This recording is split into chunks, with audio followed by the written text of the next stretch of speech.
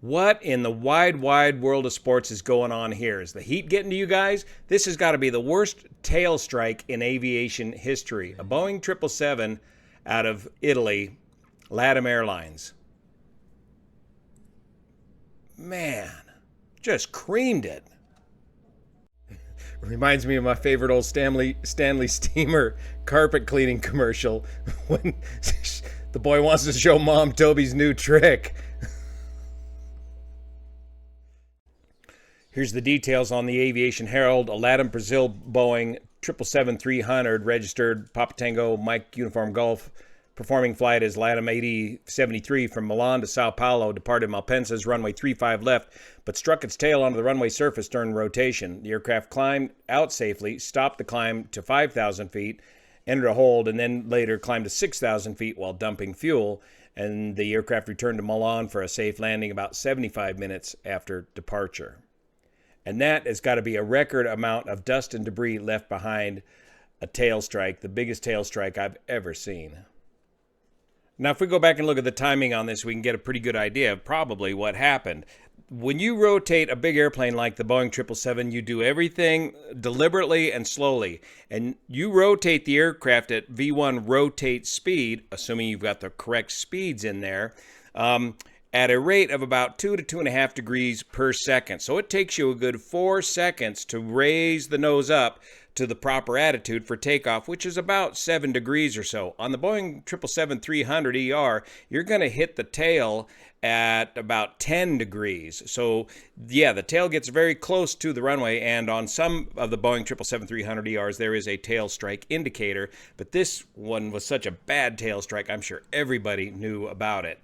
And then, of course, they're going to climb up to dump fuel to come back because they don't want to pressurize the aircraft. The problem that you've created here is you've seriously compromised the aft pressure bulkhead of the aircraft, and you do not want to pressurize the aircraft. So the first thing you do after a tail strike, you look up in the QRH and it's going to say tail strike, depressurize the aircraft, go back and land.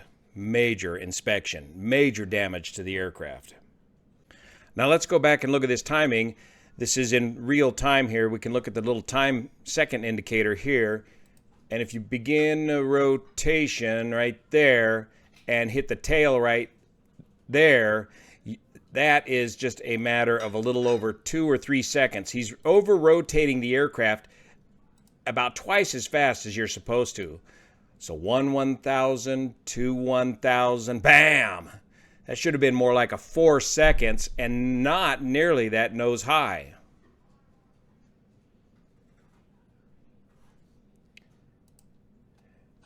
And it looks like he's digging the tail in so hard, he's literally ripping up chunks of concrete from the runway as it goes over each expansion gap.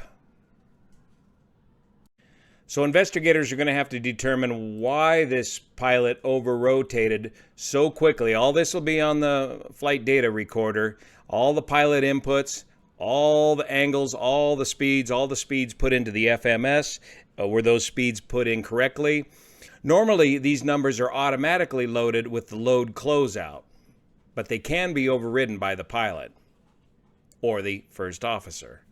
But before every takeoff, the entire crew has to verify the numbers and verify that they match the paperwork that you're going out with.